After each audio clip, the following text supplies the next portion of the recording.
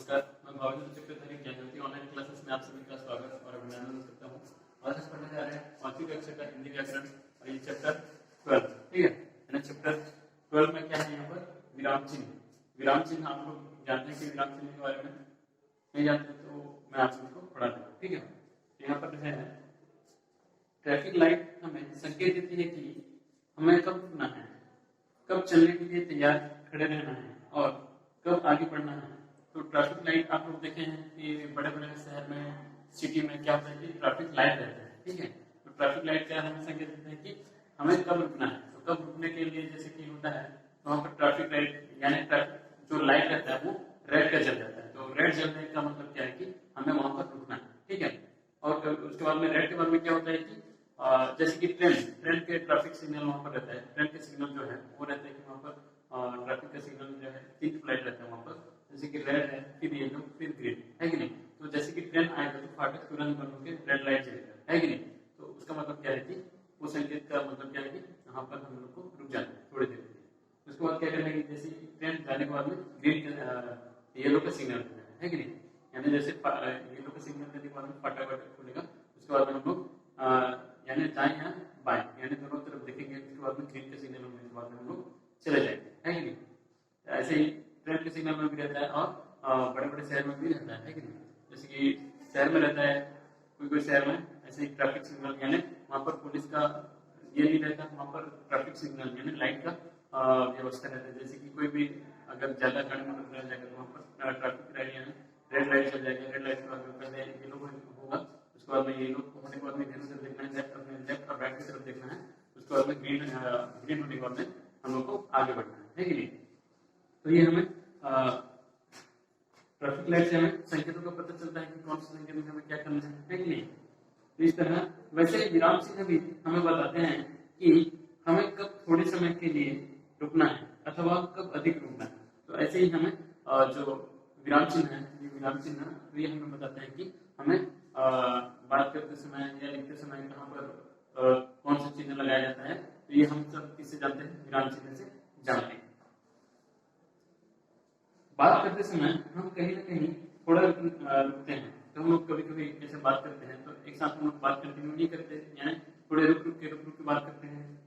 तो वैसे यहाँ रुकना अर्थ की स्पष्टता के लिए जरूरी है। यह रुकना अर्थ की स्पष्टता के लिए जरूरी है। तो हम लोग जैसे कि रुकते हैं तो वो अर्थ की स्पष्टता के लिए वो जरूरी है। रुकना अर्थ की स्पष्टता के लिए जरूरी माना जाता है, ठीक है। यहाँ पर रुकने का अर्थ है विराम, यानी हम लोग रुकते हैं तो रुकने का अर्थ है विराम। जैसे कि हम लोग कई बार काम करते हैं यानी फील्ड में या फिर कहीं पर काम करते हैं, तो काम करते करते थक जाते हैं। तो थक जाते हैं तो हम लोग वहाँ पर क्या करते हैं, थोड़ा सा आराम करते हैं। तो वैसे ही जो हम लोग का ये है विराम चिन्ह वो रेस्ट यानी रेस्ट विराम रुकने के लिए वहां पर विराम चिन्ह लगाया जाता है, ठीक है। तो रुकने का अर्थ है विराम। तो हम लोग जैसे कि यहाँ पर रुकते हैं, जहाँ पर लिखते लिखते रुकते हैं तो उसका अर्थ है विराम, ठीक है। तो इस विराम को जिन चिन्हों से प्रदर्शित करते हैं उन्हें विराम चिन्ह कहते हैं। तो विराम यानी रुकने का जहाँ पर जिन चिन्ह होते हैं, जैसे कि लिखते लिखते कहीं पर रुकते हैं तो उन चिन्हों को हम लोग प्रदर्शित करते हैं अलग अलग संकेत में। तो उसको हम क्या बोलते हैं, विराम चिन्ह कहते हैं, ठीक है। लिखते समय उचित स्थान पर विराम देने से बोलने, पढ़ने और बात को समझने में सरलता होती है। जैसे कि हम लोग कई बार क्या करते हैं कि लिखते समय उचित स्थान पर हम लोग लिखते लिखते उचित स्थान जहाँ पर जो लगाना चाहिए हम लोग वहाँ पर वैसे लगाते हैं। और विराम देने से बोलने, पढ़ने और बात को समझने में सरलता होती है। जैसे बुक में लिखा रहेगा, कंटिन्यू लिखा रहेगा तो हम लोग नहीं समझ पाएंगे, है कि नहीं। कहीं पर चिन्ह लगाया रहता है जैसे कि पूर्ण विराम, अल्प विराम, उदाहरण चिन्ह, ये सब लगाया रहता है। तो वहां पर हम लोग उसके हिसाब से पढ़ते हैं और समझते हैं, है कि नहीं। तो यहाँ पर विराम चिन्ह किसे कहते हैं आप लोग को बता रहा हूँ। लिखते समय वाक्य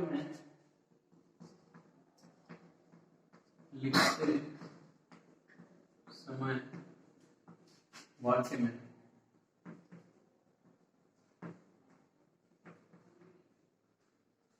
रुकने की और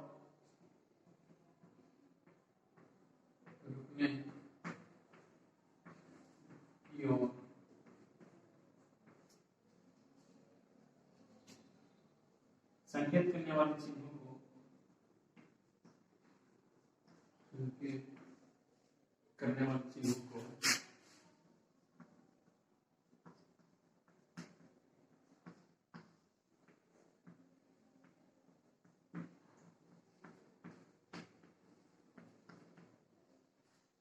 विराम चिन्ह कहते हैं।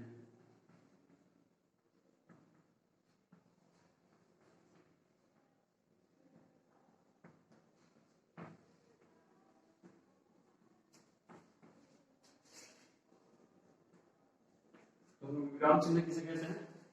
यहाँ पर विराम चिन्ह के बारे में पढ़ रहे हैं कि नहीं? विराम चिन्ह किसे कहते हैं उसके बारे में जानना जरूरी है हमें।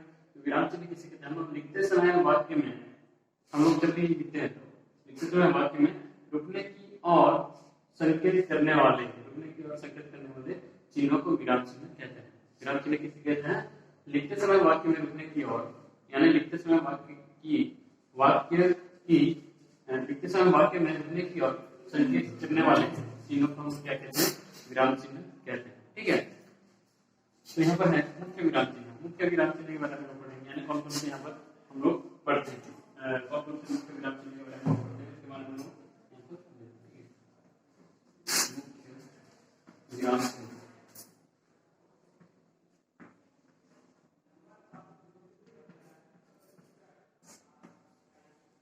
यहाँ पर बहुत सारे विराम चिन्ह है, आप लोग देख रहे हैं बुक में है कि नहीं? बुक में देख रहे हैं यहाँ से लेके यहाँ तक, तो ये एक एक करके हम लोग पढ़ेंगे। तो पहला है पूर्ण विराम। पहला है पूर्ण विराम। पूर्ण विराम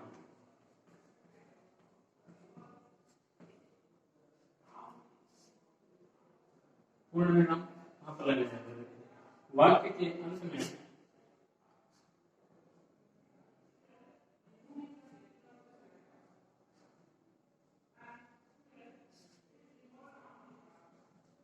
वाक्य के अंत में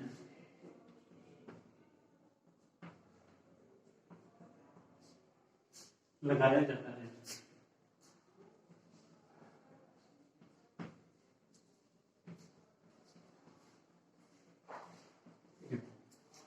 तो पूर्ण विराम का चिन्ह कैसा है? ऐसा रहता है। ठीक है, पूर्ण विराम का चिन्ह इस तरह से रहता है। तो हम पूर्ण विराम कहाँ पर लगाते हैं? वाक्य के अंत में लगाया जाता है। ये जो पूर्ण विराम है इसको कहाँ पर लगाते हैं हम लोग? वाक्य, कोई भी अगर हम वाक्य लिखेंगे तो उसके अंत में हम लोग क्या लगाते हैं? पूर्ण विराम चिन्ह लगाते हैं। इसको, ये जो चिन्ह है इसको हम क्या बोलते हैं? पूर्ण विराम चिन्ह। ठीक है, जैसे कि यहाँ पर उदाहरण है, यह फूल बहुत सुंदर है। यह फूल बहुत सुंदर है।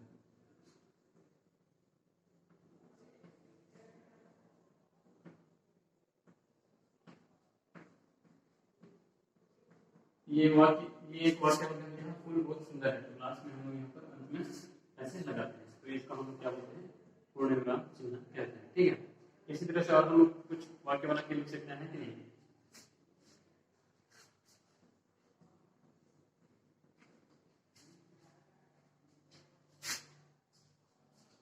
रोहन घर जा रहा है। रोहन घर जा रहा है। ये एक वाक्य है, जैसे अंत में इस तरह से चिन्ह लगा सकते हैं। और हम वैसे वाक्य बना करके ऐसे विराम चिन्ह को लगा सकते हैं, है कि नहीं? दरवाजा खुला है।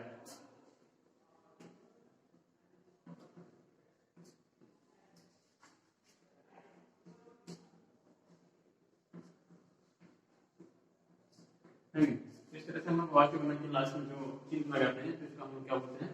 पूर्ण विराम चिन्ह कहते हैं, है कि नहीं? तो पूर्ण विराम हम कहाँ पर लगाते हैं? वाक्य के अंत में। वाक्य के एक वाक्य खत्म होने के बाद में उसके जो अंत है वो लास्ट में हम जो लगाते हैं वो चिन्ह को हम क्या बोलते हैं? विराम चिन्ह कहते हैं। ठीक है, तो यहाँ पर मैं लगा यह फूल बहुत सुंदर है, ये एक वाक्य खत्म हो गया, तो इसके अंत में क्या है? पूर्ण विराम चिन्ह।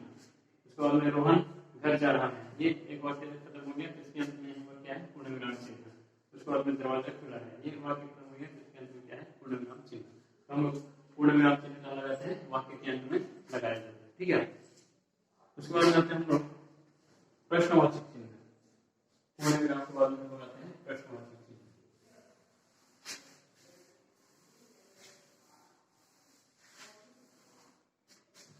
सेकंड नंबर में क्या है? प्रश्नवाचक चिन्ह।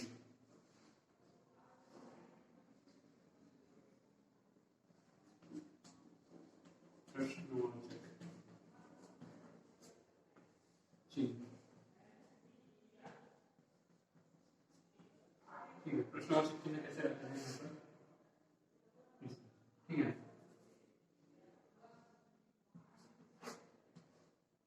इस तरह से प्रश्नवाचक चिन्ह रहता है। आप लोग देखें है कि नहीं, इसको यहाँ से ऐसे करना है और ऐसे करना है और नीचे में क्या देना है, बिंदु देना है। तो ये क्या है, प्रश्नवाचक चिन्ह। प्रश्नवाचक चिन्ह हम लोग इस तरह से बनाते हैं, इसको क्या बोलते हैं, प्रश्नवाचक चिन्ह। तो प्रश्नवाचक चिन्ह कहाँ लगाया है, देखो प्रश्न पूछने के लिए वाक्य के अंत में, प्रश्न पूछने के लिए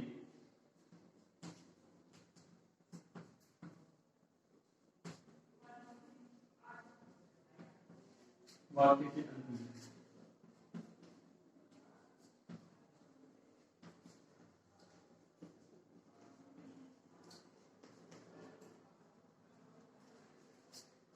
लगता है,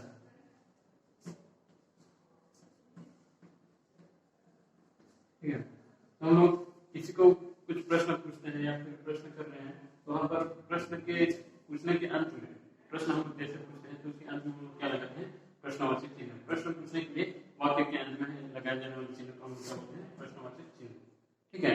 तो इसका यहाँ पर उदाहरण है, यह पुस्तक किसने लिखी, उदाहरण है यह पुस्तक किसने लिखी,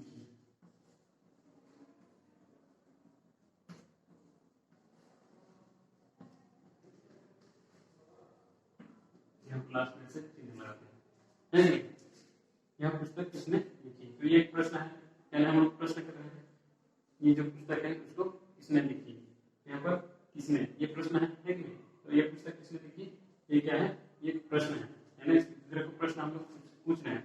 ये प्रश्न जैसे कि प्रश्न पूछने के लिए यहाँ पर वाक्य के अंत में हम क्या लगाए हैं, यहाँ पर प्रश्नवाचक चिन्ह लगाए हैं, ठीक है। तो हम क्या बोलते हैं, प्रश्नवाचक चिन्ह, ठीक है। इस तरह से और हम एग्जाम्पल यहाँ पर लिख सकते हैं, तुम्हारा नाम क्या है,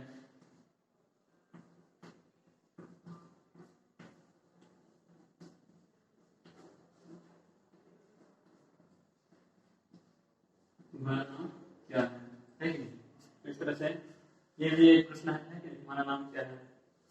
उसके बाद मैं और एक एग्जाम्पल बता दे रहा हूँ,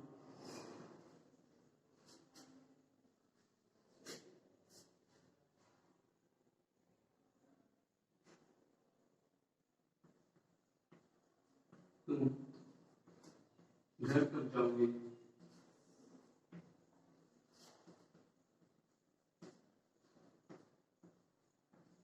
ये एक प्रश्न है कि नहीं। या पुस्तक किसने लिखी, तुम्हारा नाम क्या है, तुम घर कब जाओगे, ये सब क्या है, प्रश्न है। तो प्रश्न यानी एक वाक्य के अंत में हम लोग यहाँ पर लगाए चिन्ह है कि नहीं। प्रश्न ये एक प्रश्न है, तो प्रश्न के वाक्य अंत में हम लोग यहाँ पर प्रश्नवाचक चिन्ह लगाए हैं। तो प्रश्नवाचक चिन्ह कहाँ पर लगता है, प्रश्न पूछने के लिए, यानी हम कोई प्रश्न पूछेंगे तो प्रश्न पूछने के लिए वाक्य के अंत में, यहाँ पर ये वाक्य है, वाक्य के अंत में लगता है। तो ये चिन्ह कहाँ पर लगता है, प्रश्न पूछने के लिए कोई भी वाक्य के अंत में प्रश्नवाचक चिन्ह लगते हैं, ठीक है। ये प्रश्नवाचक चिन्ह समझ गए। उसके बाद आते हैं हम लोग विस्मयादि बोधक, विस्मयादि बोधक,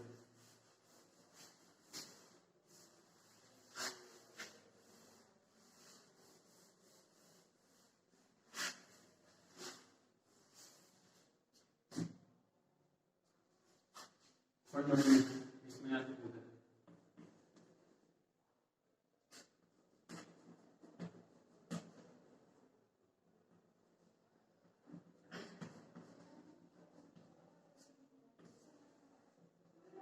विस्मयादि बोधक चिन्ह कैसे रहता है यहाँ पर,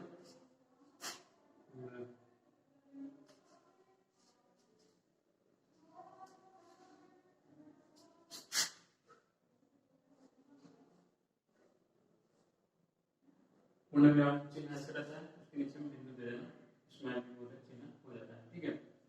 तो विस्मयादि बोधक चिन्ह हम लोग कहाँ पर लगाते हैं, देखो कहाँ इसका प्रयोग होता है, आश्चर्य, घृणा, खुशी आदि भावों को प्रकट करने के लिए लगाया जाता है। ये कहाँ पर लगता है, आश्चर्य, आश्चर्य, घृणा, खुशी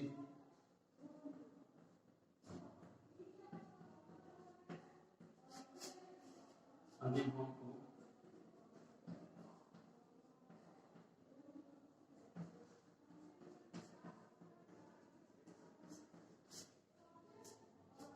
प्रकट करने के लिए लगाया जाता है।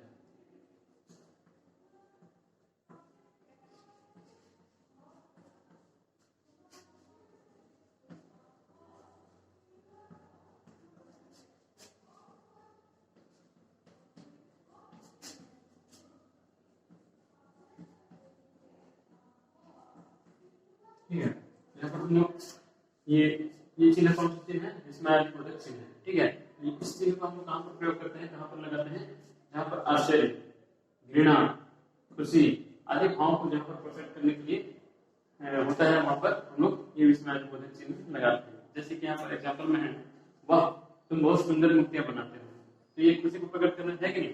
है ना? यहाँ पर लिखा है एग्जाम्पल में, वाह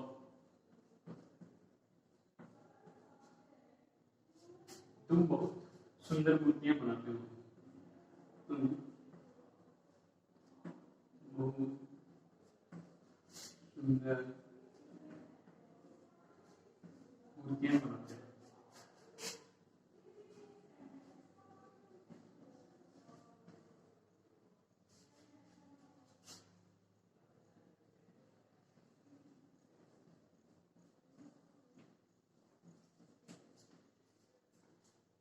यहाँ पर हम लोग क्या लगा है? विस्मयादिबोधक चिन्ह है। ये खुशी को यहाँ पर प्रकट कर रहे हैं, वाह तुम कितना तुम बहुत सुंदर मूर्तियां बनाते हो, ये खुशी को प्रकट कर रहा है। तो खुशी यहाँ पर है नहीं, तो आश्चर्य, घृणा, खुशी आदि भावों को प्रकट करने पर जहाँ रहता है, तो वहां पर क्या लगाते हैं हम लोग? विस्मयादिबोधक चिन्ह लगाते हैं, है कि नहीं? और है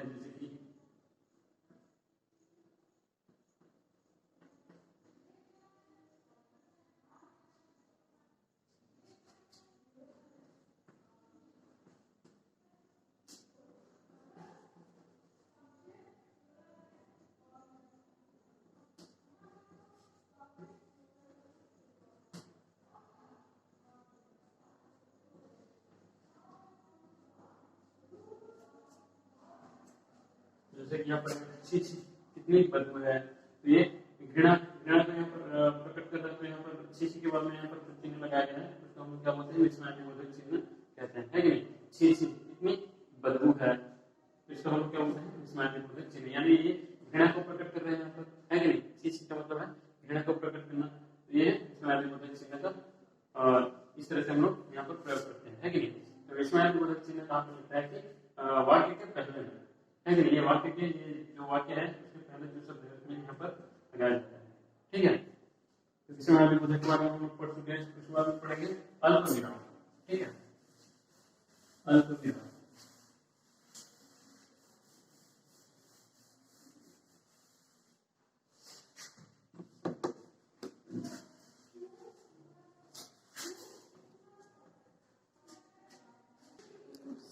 ठीक है, अब हम लोग पढ़ेंगे अल्पविराम चिन्ह। अल्पविराम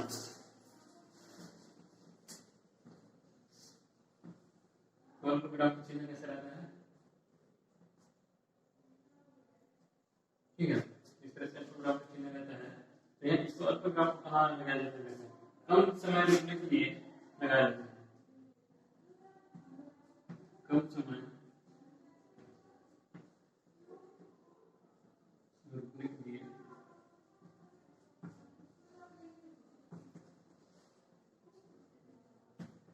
कम समय रुकने के लिए लगाया जाता है।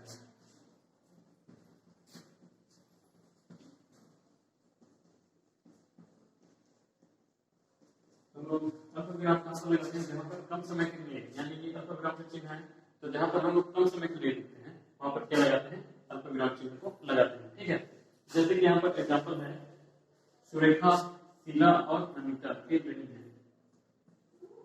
सुरेखा,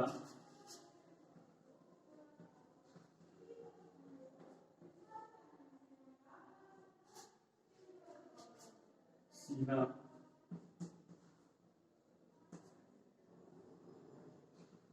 और अनीता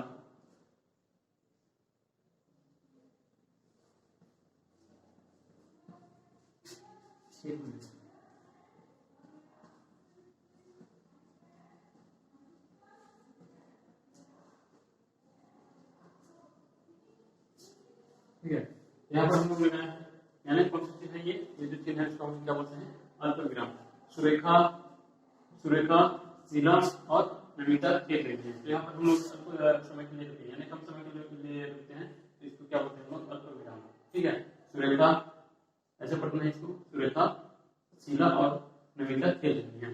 कौन कौन यहाँ पर खेल रही है, सुरेखा, शीला और नमिता खेल रही है। ठीक है, तो इस तरह से और कुछ एग्जाम्पल यहाँ पर लिखते हैं।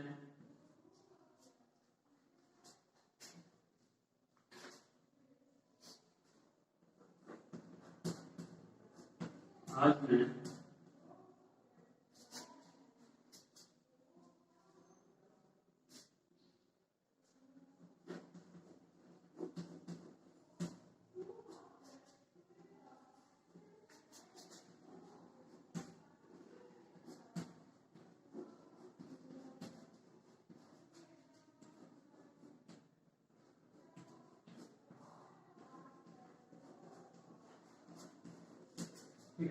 यहाँ पर आज मैंने अनार, सेब और संतरा खाया है कि यहाँ पर जो चिन्ह लगाए हैं हम क्या बोलते हैं, अल्पविराम। यानी थोड़ी देर के लिए रुकने के लिए जो चिन्ह लगाए जाते हैं क्या बोलते हैं, अल्पविराम चिन्ह बोलते हैं। ठीक है, उसके बाद में आते हैं हम लोग योजक चिन्ह।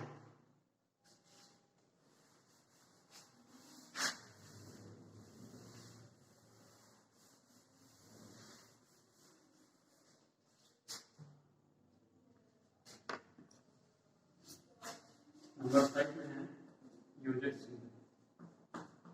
योजक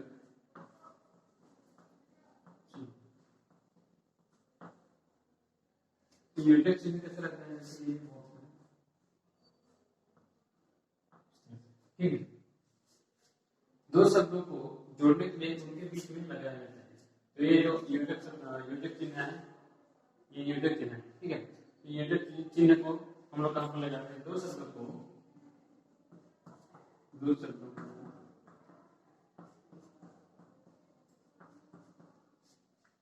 जोड़ने के लिए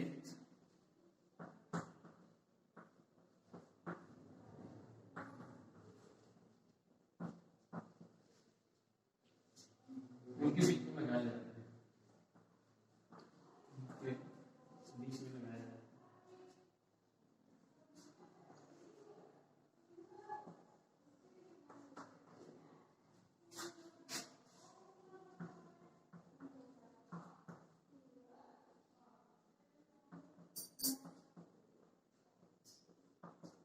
ठीक है, तो योजक चिन्ह हम कहाँ पर लगाते हैं, जहाँ पर दो शब्दों को जोड़ने के लिए रहता है, वहां पर हम लोग क्या लगाते हैं, योजक चिन्ह। ठीक है, तो योजक चिन्ह कैसे है, यहाँ पर आप लोग को दिखा देंगे, यहाँ पर लिख करके है कि नहीं। इसका उदाहरण है, सुमित दिन रात पढ़ता है। सुमित दिन रात पढ़ता है, दिन यहाँ पर योजक चिन्ह, फिर रात, दिन रात पढ़ता है।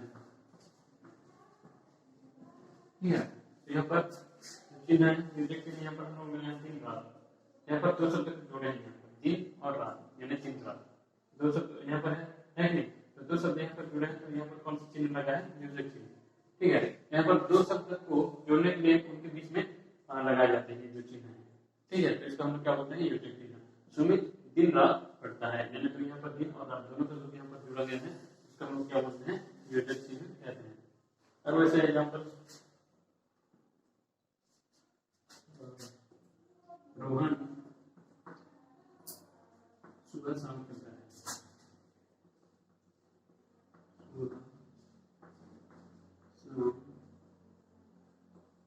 चलता है।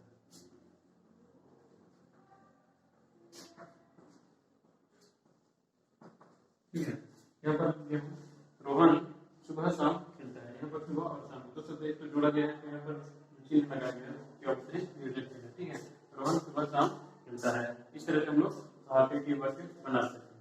ठीक है, तो ये जो चिन्ह है हम लोग क्या कहते हैं, योजक चिन्ह। तो योजक चिन्ह कहाँ पर लगाया जाता है, दो शब्दों को जोड़ने के लिए उनके बीच में, यानी दो शब्दों को जोड़ने के लिए उनके बीच में जो चिन्ह लगाए जाते हैं उसको हम लोग बोलते हैं योजक चिन्ह। ठीक है, उसके बाद में आते हैं हम लोग एक खरा उदाहरण, कौन सा है, एक खरा उदाहरण।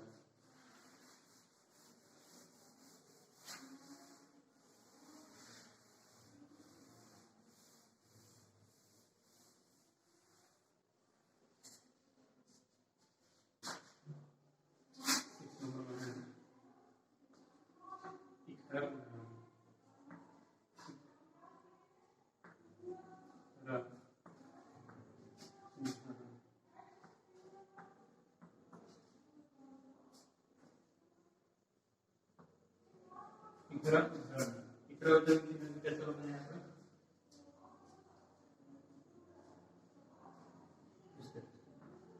ठीक है। तो इकरा उदाहरण के हम कहाँ पर प्रयोग करते हैं, किसी पुस्तक लेखक, किसी पुस्तक लेखक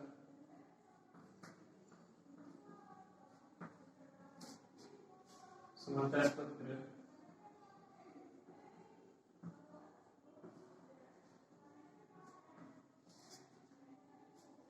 पत्रिका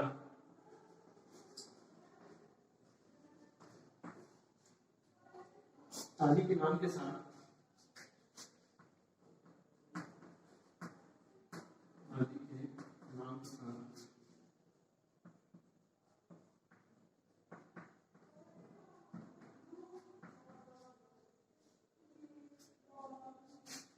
प्रयोग करते हैं, तो प्रयोग किया जाता है।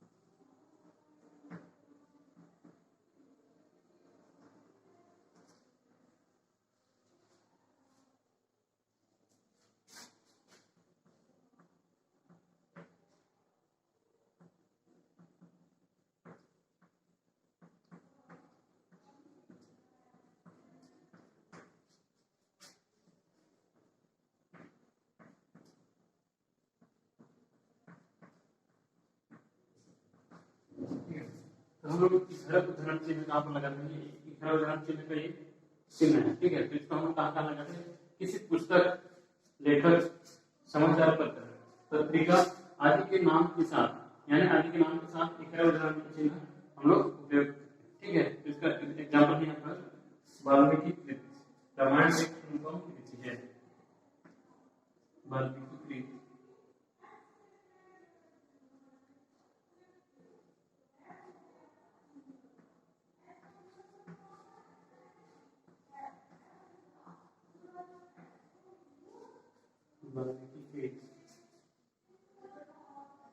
रामायण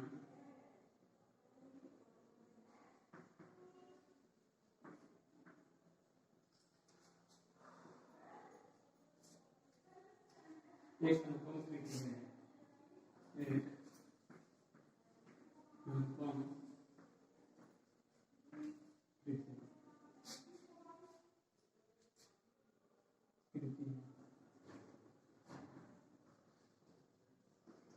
ठीक है। यहाँ पर जैसे कि पुस्तक लेखक समाचार पत्र पत्रिका आदि के नाम के साथ एक तरह उदाहरण लगाया जाता है। ये वाल्मीकि, ये एक लेखक है कि नहीं, तो इसके यहाँ पर इससे लेखक पत्रिका आदि के नाम के साथ, ये नाम के साथ है, ये नाम है इसके सामने है, तो यहाँ पर हम लोग इस तरह से जो एक तरह उदाहरण चिन्ह है इसका हम लोग लगाते हैं, ठीक है। नाम के साथ कोई भी लेखक समाचार पत्र पत्रिका आदि या फिर और किसी पुस्तक लेखक समाचार पत्र पत्रिका आदि के नाम के सामने हम लोग क्या लगाते हैं, एक उदाहरण चिन्ह लगाते हैं, ठीक है। उसके बाद में आते हैं हम यहाँ पर दोहरा उदाहरण, ठीक है। एक उदाहरण चिन्ह हम यहाँ पर एग्जांपल में बताते हैं कि वाल्मीकि कृत रामायण एक अनुपम कृति है, यहाँ पर एक उदाहरण चिन्ह लगा है, ठीक है। यहाँ पर सिंगल कॉमा लगा है, इसका हम लोग उदाहरण बोलते हैं, ठीक है। इसके बाद में आते हैं हम लोग दोहरा उदाहरण, ये इकरा हो गया, यानी सिंगल सिंगल है, एक है तो ये इकरा हो गया। इसके बाद हम लोग यहाँ पर पढ़ेंगे दोहरा उदाहरण,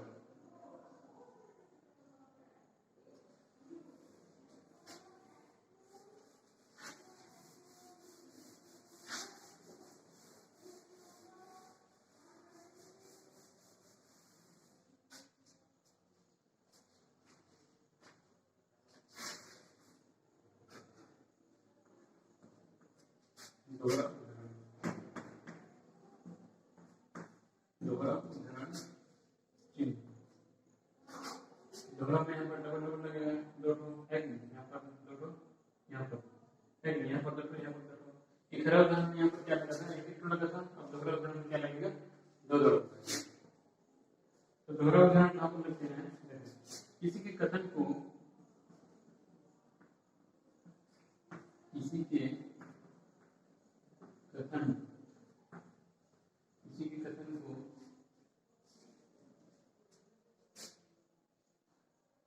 ज्यों का त्यों बताने के लिए ज्यों का त्यों ज्यों का त्यों बताने के लिए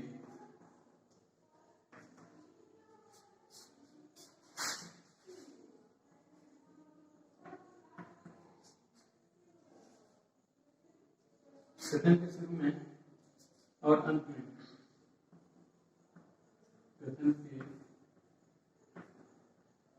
शुरू में और अंत में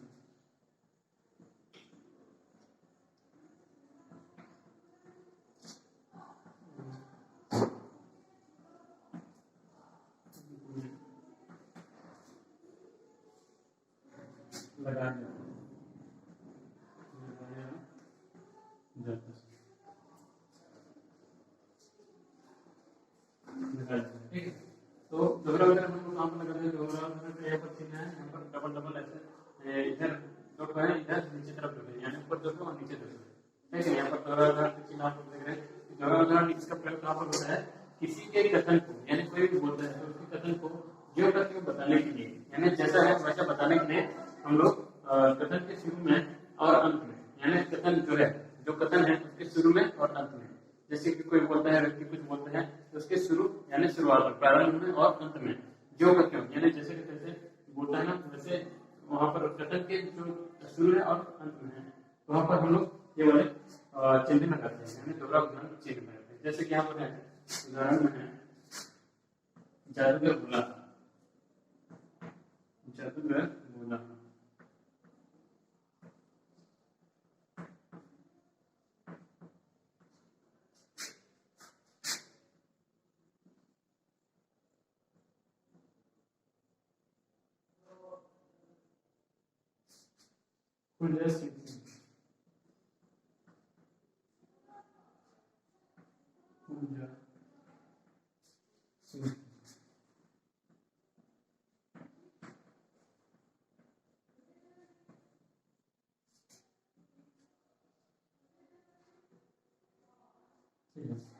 जैसे कि यहाँ पर किसी की कथन है, तो यहाँ पर कौन बोल रहा है? ये कथन है कि नहीं? जादूगर बोल रहे हैं तो जादूगर के ये कथन है कि नहीं?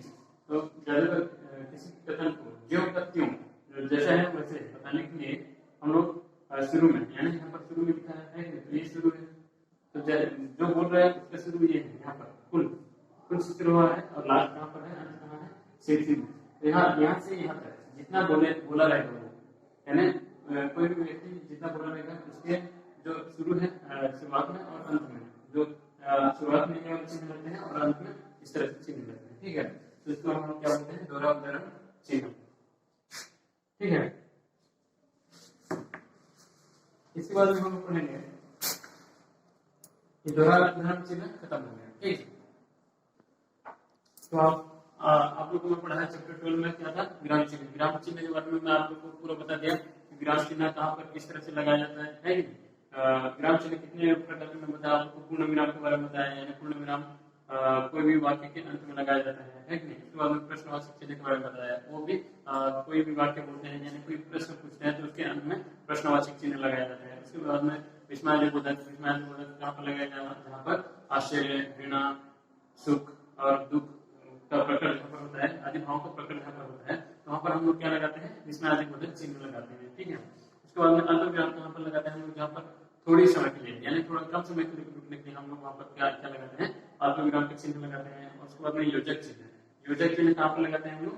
दो शब्द को जोड़ने के लिए, दो शब्द को जोड़ने के लिए उनके बीच में जो लगाया जाता है तो हम लोग बोलते हैं योजक चिन्ह। ठीक है, उसके बाद इखरा उदाहरण, यानी इखरा उदाहरण कहाँ पर लगाया जाता है? जहाँ पर किसी पुस्तक, लेखक, समाचार पत्र, पत्रिका आदि के नाम के साथ इखरा उदाहरण लगाते हैं। ठीक है, उसके बाद में दोहरा उदाहरण हम लोग कहाँ पर लगाते हैं? किसी के कथन को ज्यों का त्यों बताने के लिए, कोई भी अगर कथन बोलेगा उसको ज्यों का त्यों बताने के लिए हम लोग कथन के शुरू में और अंत में ये दोहरा उदाहरण का चिन्ह लगाते हैं। ठीक है, तो मैं आज आपको ये विराम चिन्ह के बारे में बता चुका हूँ, आप लोग अच्छे से समझ गए होंगे और आशा करता हूँ आप लोग इसको अच्छे से पढ़ोगे और याद रखोगे। ठीक है, ये चैप्टर आप लोग का मैं समाप्त कर चुका हूँ। इसी के साथ मैं विदा लेता हूँ।